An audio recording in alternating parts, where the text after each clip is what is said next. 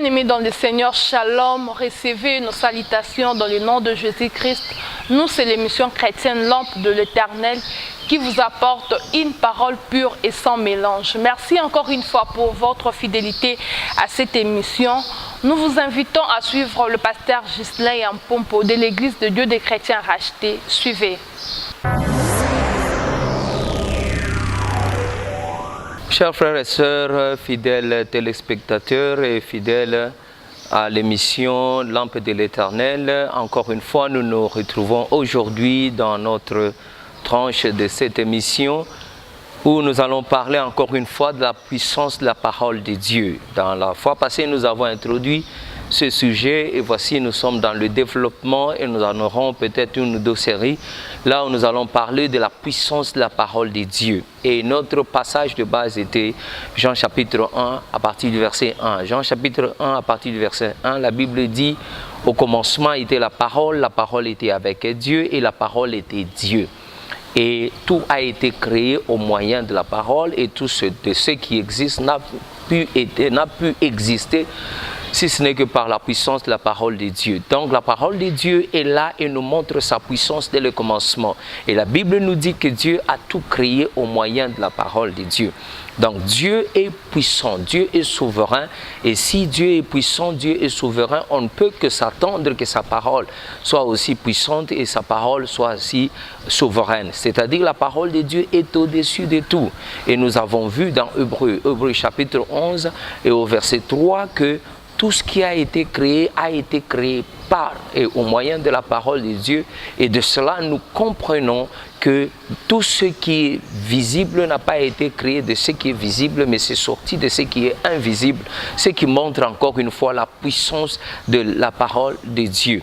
Mais aussi, aujourd'hui, nous allons voir cette puissance se déploie sur quelle dimension de notre vie. La première dimension, c'est le salut. Le salut, c'est au moyen de la parole de Dieu qu'il y a cette puissance de conversion, cette puissance de salut qui nous ramène à ce que nous sommes devenus aujourd'hui. Nous sommes devenus enfants de Dieu. Jean chapitre 1 et au verset 11, la Bible dit que cette parole est venue vers les siens ne l'ont pas reçu, mais à ceux-là qui l'ont reçu, ceux-là qui ont cru en son nom, il leur a donné pouvoir de devenir enfants de Dieu.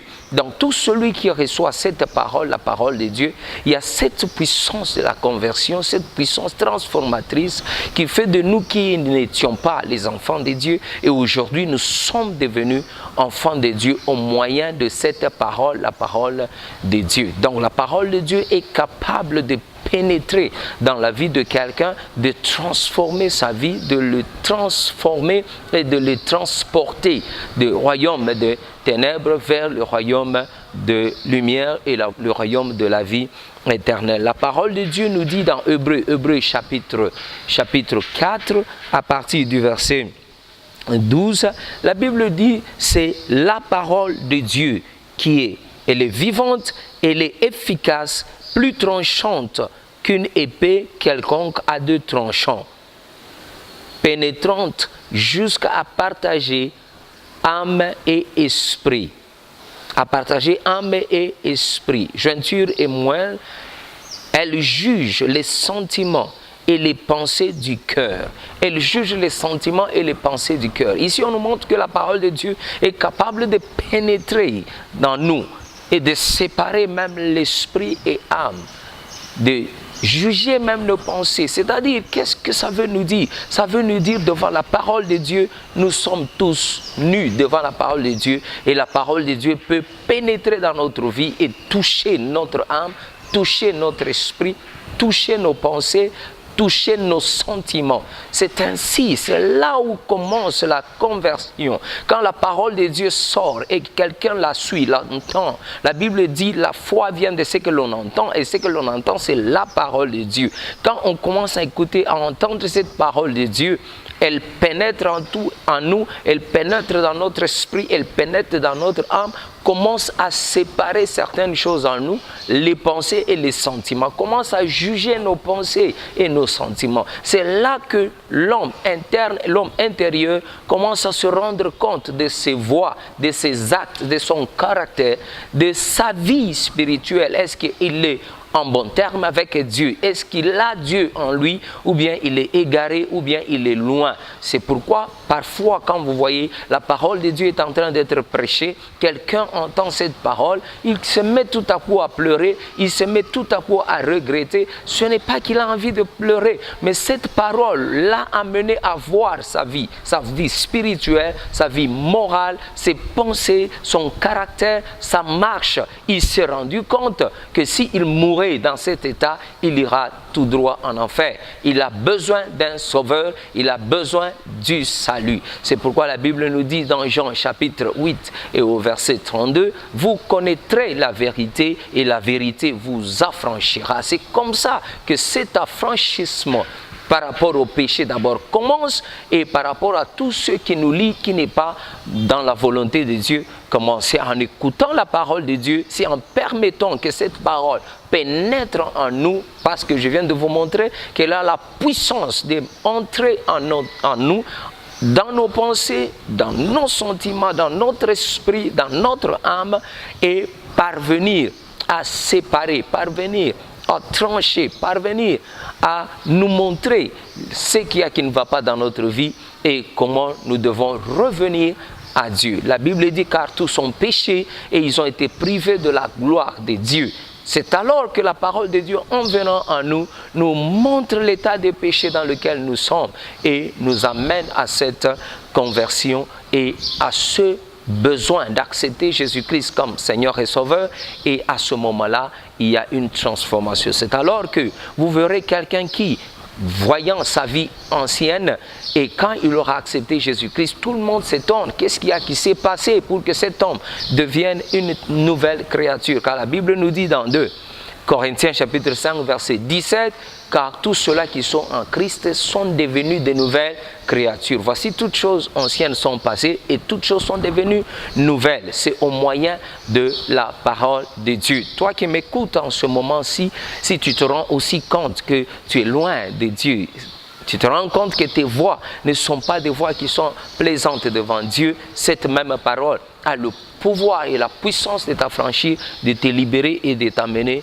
à Christ. Donc n'hésite pas d'accepter Jésus-Christ comme Seigneur et Sauveur aujourd'hui, et cette parole va t'aider. Ça, c'est le premier point. Et le deuxième point, après qu'on ait accepté Jésus-Christ comme Seigneur et Sauveur, nous nous sommes joints à l'Assemblée des Saints. La Bible dit dans Actes chapitre 2, à partir du verset 47, tous ceux-là qui se convertissaient, tous ceux-là qui acceptaient Jésus-Christ comme Seigneur et Sauveur, ils étaient maintenant assidus au temple. Ils venaient au temple tous les jours, là où ils devaient écouter la parole de Dieu et ils devaient persévérer dans la prière. Quand nous avons accepté Jésus-Christ comme Seigneur et Sauveur, nous venons au temple de Dieu, nous trouvons encore la parole de Dieu. La parole est là pour nous édifier, nous nourrir, nous former, nous instruire, nous corriger, nous montrer la voie de Dieu. Dans 1 Pierre chapitre 2 verset 2, la Bible dit désirer cette parole. Comme un bébé désire le lait, un bébé qui naît désire le lait, nous aussi enfants de Dieu, nous devons désirer cette parole. C'est elle qui nous permet de grandir dans la foi. Nous avons entendu la première fois la parole de l'Évangile pour accepter Jésus-Christ comme Seigneur et Sauveur. Nous ne devons pas nous limiter là, nous devons nous mettre maintenant dans une assemblée, là où la parole est prêchée jour et nuit, afin de nous permettre notre croissance dans le Seigneur. Croissance dans le Seigneur, ça vient au moyen de la parole de Dieu. Dans Matthieu chapitre 4 au verset 4, Jésus dit que l'homme ne vivra pas du pain seulement, mais il vivra de toute parole qui sort de la bouche de l'Éternel. Cette parole de Dieu, c'est la nourriture spirituelle pour chaque enfant de Dieu. Toi qui m'écoutes, si tu es enfant de Dieu, tu fréquentes une église ou une autre, ou tu ne fréquentes pas, je t'invite de commencer à fréquenter une église, là où la parole, la vraie parole de Dieu est prêchée. C'est ça qui va te permettre de grandir dans la foi. C'est ça qui va te permettre de connaître les vraies voies de Dieu, ce qui plaît à Dieu, ce qui te montre le vrai chemin, comment tu dois te conduire comment tu dois te comporter en tant qu'enfant de Dieu. Donc cette parole nous permet de grandir maintenant dans la foi, dans la voie de Dieu. Parce que quand nous nous sommes convertis, nous avons accepté Jésus-Christ comme Seigneur et Sauveur. La Bible dit que nous sommes nés de nouveau. Donc nous sommes comparables à un bébé qui naît dans une famille. Il a besoin de la nourriture qui va l'aider afin de grandir. Du point de vue biologique, le corps de l'homme a besoin de la nutrition, de la nourriture, de la nourriture qui va l'aider à grandir. Du point de vue aussi spirituel, chaque personne qui vient à Christ, qui est née de nouveau, a besoin aussi de la nutrition, une nourriture spirituelle qui va lui permettre de grandir. Et cette nourriture, c'est la parole de Dieu. C'est la parole de Dieu.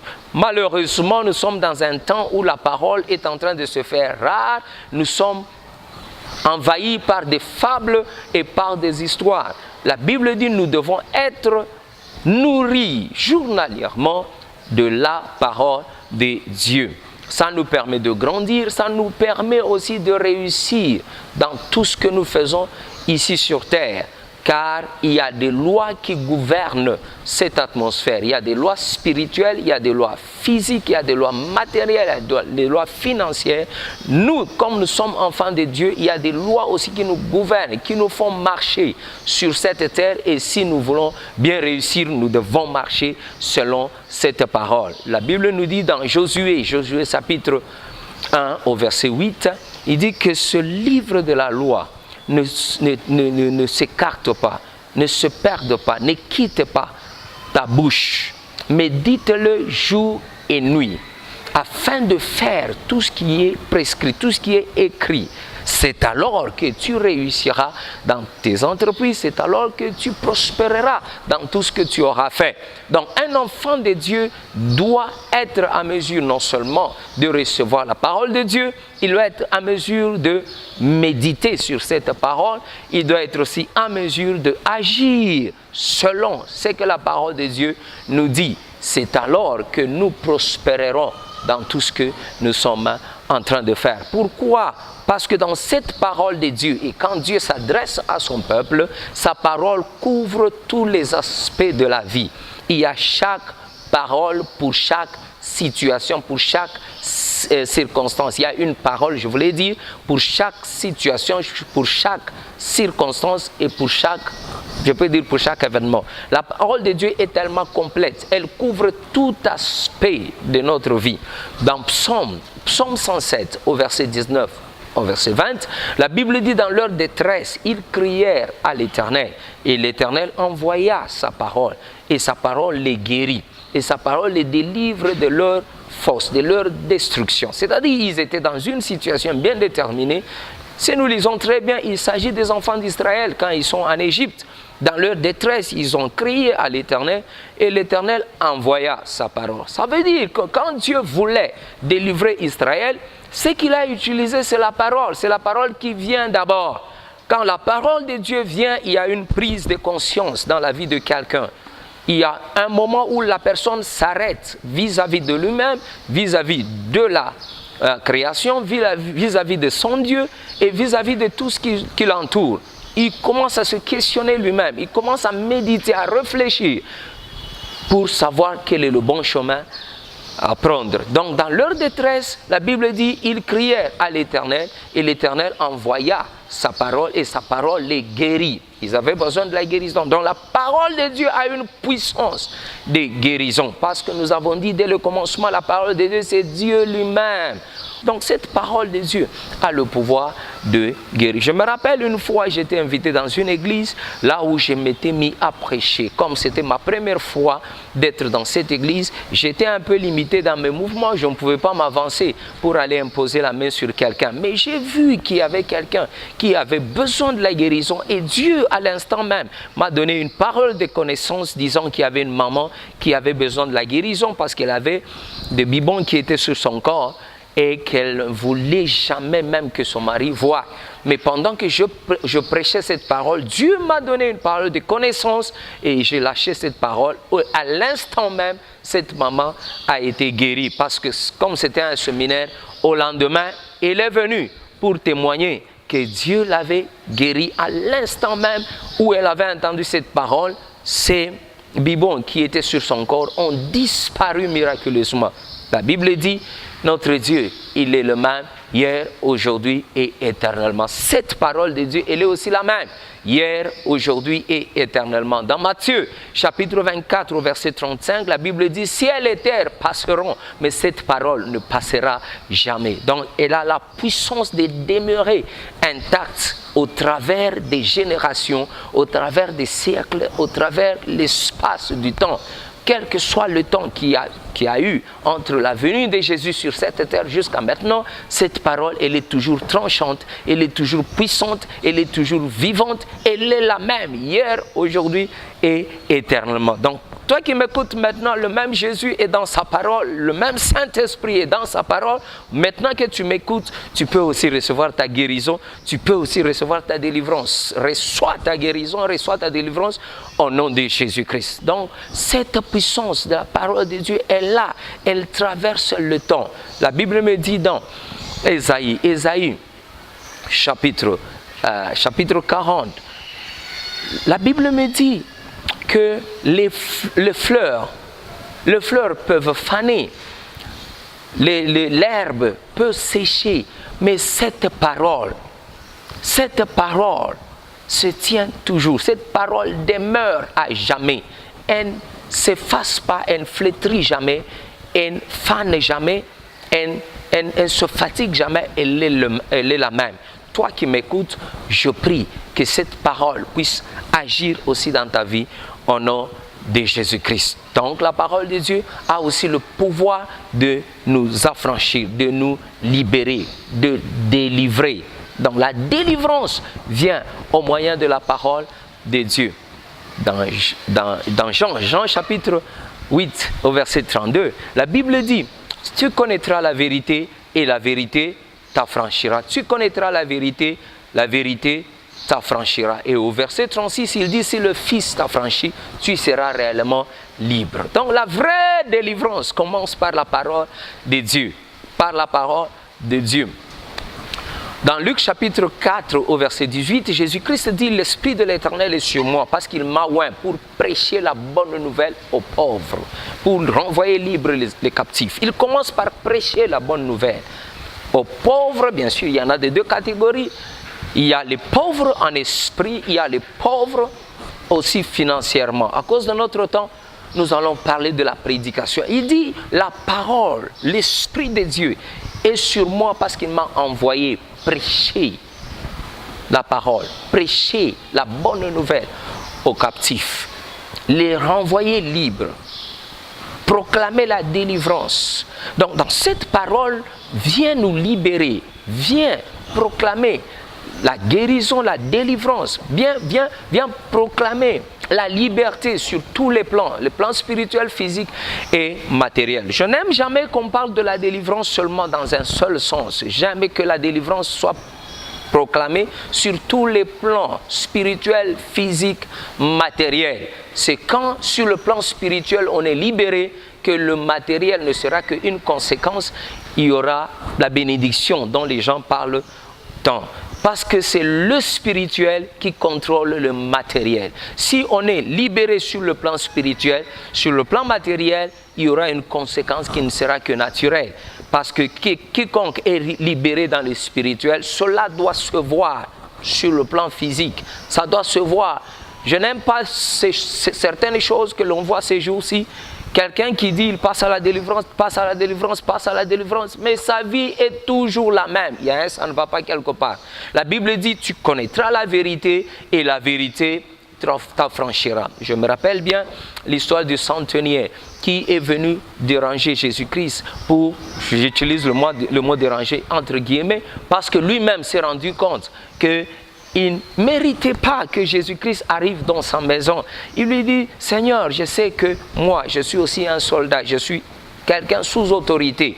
J'ai dit au soldat, Fais ceci, ils font. Fais cela, ils font. Toi aussi, Seigneur, dis seulement un seul mot et je sais que mon serviteur sera guéri. Jésus a parlé une seule parole et la personne qui était à la maison était guérie. Voyez-vous la puissance qui est dans la parole de Dieu. Donc la vraie délivrance commence par là, commence par la parole de Dieu. Quand la parole de Dieu est annoncée dans notre vie, cette parole va rencontrer des situations avant qu'on le sache. Les esprits impurs vont commencer à quitter parce que les esprits impurs doivent obéir à la parole de Dieu. Les esprits impurs doivent obéir à Christ parce que Christ, il est au-dessus de toutes ces puissances. Dans Matthieu chapitre 12 au verset 28, il dit « Si c'est par la puissance du Saint-Esprit que je chasse les démons, sachez donc que le royaume de Dieu est venu vers vous. » Donc on n'a pas besoin de certains gymnastiques qu'on voit aujourd'hui, bien sûr. Quand il y a délivrance, il y a toutes manifestations qui peuvent se passer. Mais la première chose, c'est d'abord la parole de Dieu. C'est la parole de Dieu qui nous affranchit. C'est la parole de Dieu qui nous libère. C'est la parole de Dieu qui nous amène à la conversion. C'est la parole de Dieu qui nous amène la guérison. C'est la parole de Dieu qui nous amène la transformation. C'est la parole de Dieu qui nous permet de grandir spirituellement. C'est la parole de Dieu qui nous permet de réussir et de prospérer dans tout ce que nous faisons. C'est pourquoi je prie que tu commences à t'aligner sur la parole de Dieu, commence à faire ce que la parole de Dieu te demande à faire et tu verras que Dieu sera que derrière sa parole pour l'exécuter. Dans Jérémie chapitre 1 verset 12, la Bible dit « Il est derrière sa parole pour l'exécuter, pour l'accomplir. » Donc si nous nous mettons dans cette parole, si nous alignons nos pensées, nos paroles dans tout ce que nous faisons, nous alignons ça selon la parole de Dieu, il n'y aura qu'une conséquence naturelle qui va arriver là où notre vie va commencer à répondre à la parole de Dieu. J'aime toujours donner cet exemple de Luc chapitre 5 de Pierre qui est sur la barque. Il a pêché toute la nuit. Il ne s'est pas expliqué pourquoi il n'a pas eu un seul poisson.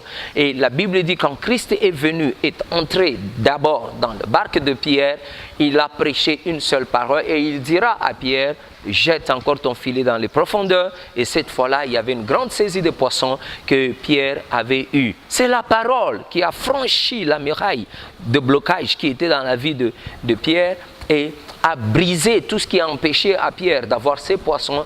Et à l'instant même, le lac, là où il n'y avait pas de poissons, avait répondu à la parole des dieux, avait obéi à la parole des dieux et il y avait les poissons là où il n'y en avait pas. Je prie pour quelqu'un là où tu avais échoué à partir de cette parole que tu as reçue aujourd'hui, que tu ailles réussir au nom de Jésus-Christ. Là où les choses ne marchaient pas, à partir d'aujourd'hui que ça commence à marcher au nom de Jésus. Là où il y avait la maladie, à partir d'aujourd'hui reçois la guérison au nom de Jésus-Christ. Là où il y avait le blocage dans tous les aspects de ta vie, que tu sois libéré au nom de Jésus. Pourquoi? Parce que la parole de Dieu nous dit, même les démons, ils croient à cette parole, ils croient en Dieu et ils tremblent et ils obéissent. Et la Bible nous dit, mon peuple périt faute de connaissance. C'est l'ignorance qui fait que beaucoup déjà soient encore dans les liens, même là où ils ne devaient pas être liés. Même là où ils ne devaient pas être liés, ils sont encore liés là-dedans. Alors là, je vais vous donner quelques petites instructions pour terminer notre émission. La première des choses, ne soyez pas seulement les écouteurs. Les gens qui n'écoutent la parole de Dieu, ils restent comme des robots qui ne font que écouter seulement sans prendre un autre pas au-delà de cela. La Bible dit, ne soyez pas seulement ceux-là qui écoutent, mais ceux-là qui font, qui exécutent. Jacques chapitre 1 au verset 22. Ceux-là qui agissent selon la parole de Dieu. Donc, on écoute la parole de Dieu, on rentre pour exécuter, pour faire ce que la parole de Dieu nous demande de faire. Deuxième chose, nous devons lire la parole de Dieu. Nous sommes dans une génération où beaucoup de gens ne lisent rien.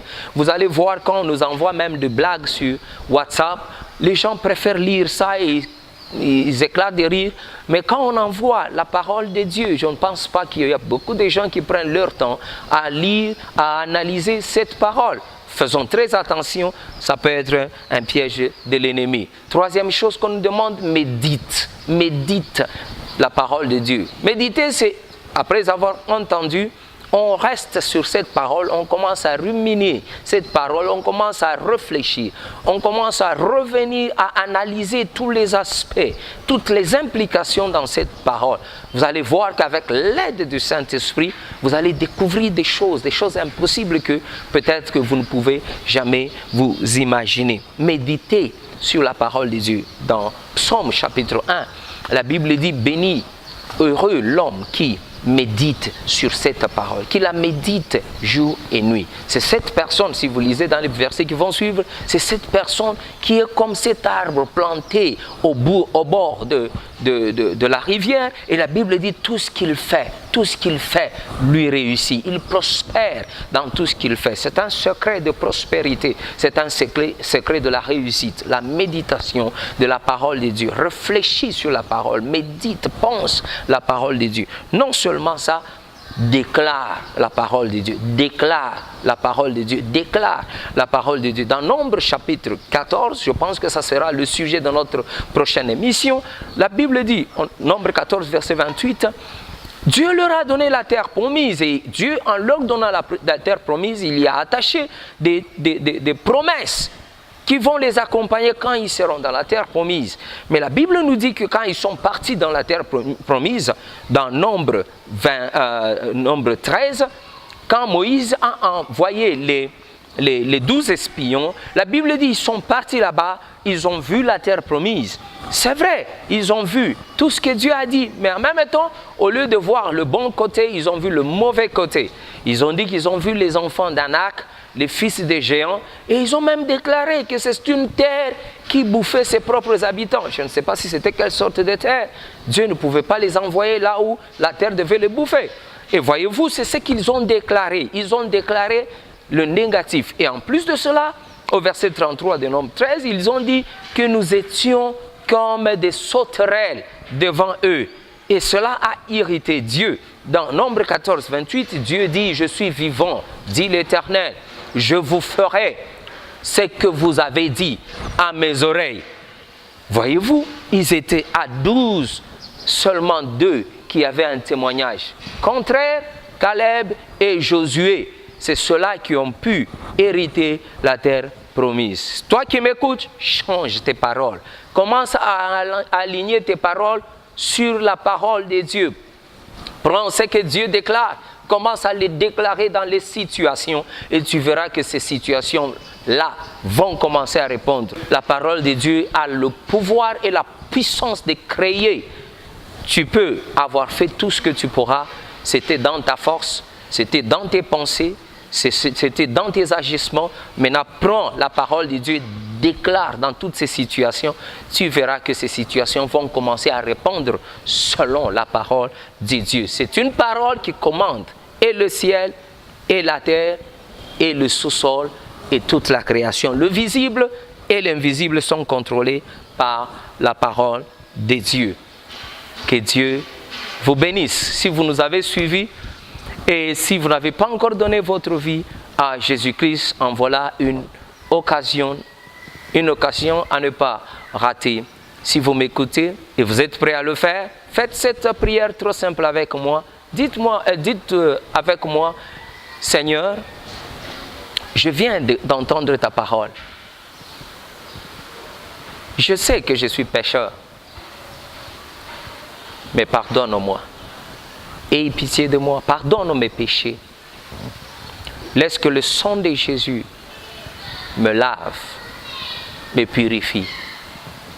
Purifie mes pensées, purifie mon cœur, purifie mon âme, purifie mon esprit. Écris mon nom dans le livre de la vie. Seigneur Jésus, viens dans mon cœur. Sois mon Seigneur et mon Sauveur jusqu'à la fin de ma vie. Amen. Si vous avez fait cette prière, que Dieu vous bénisse, vous êtes devenu enfant de Dieu, cherchez une église là où la parole de Dieu est prêchée, et si vous n'avez pas un endroit où aller, moi je vous invite. Je suis sur Sayo dans la commune de Kasavubu au numéro 2385. Sayo 2385 et le numéro de contact c'est le 099 70 21 456 ou bien le Tigo 089 54 23 660.